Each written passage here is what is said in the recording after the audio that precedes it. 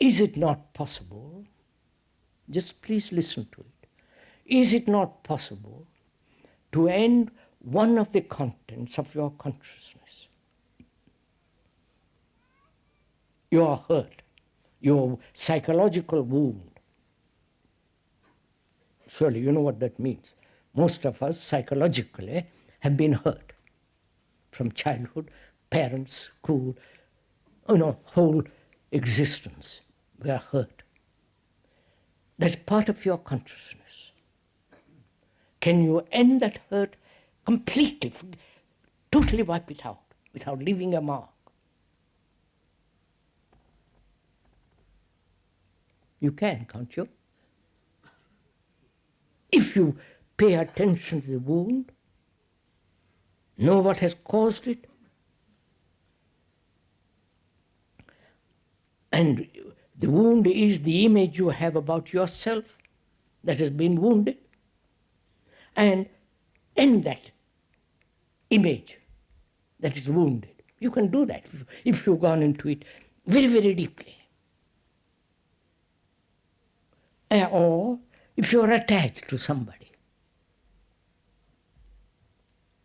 If you're attached to your wife or your husband, it doesn't matter what it is, attached to a belief, to a country, to a sect, to a group of people and so on, to Jesus and so on.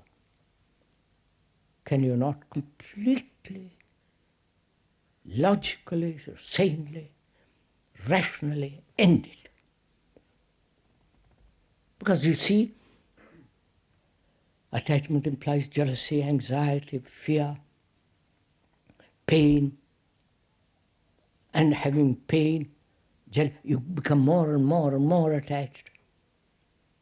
Seeing the nature of attachment, the perception of attachment is the flowering of intelligence. That intelligence sounds stupid to be attached. It's finished. You understand this? So, go into it.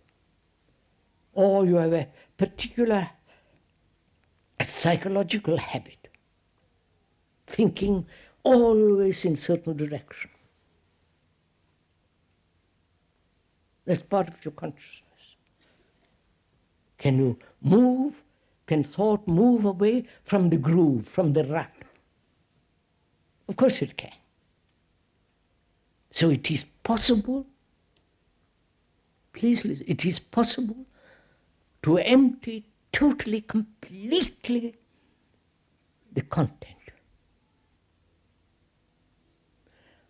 Now if you do it one by one, that is, attachment, your hurts, your anxiety, and so on, it will take infinite time.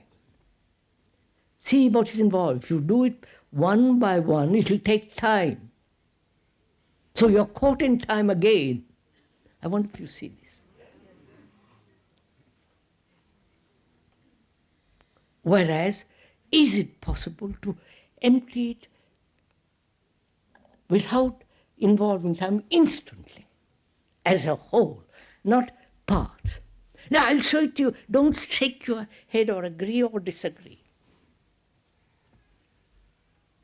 You understand my question? When you do part by part, you are still involved in time.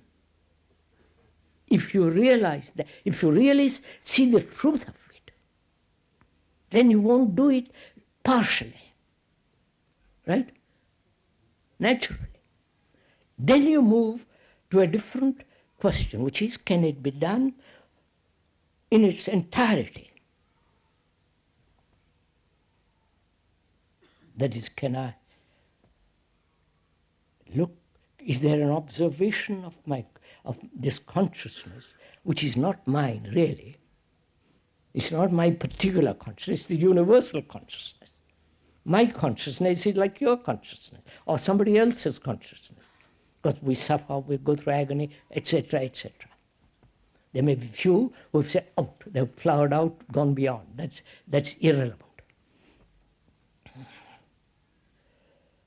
So we're asking, is it possible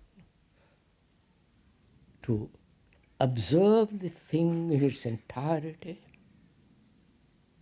wholly, and in the very observation of that totality, the ending of it. You understand?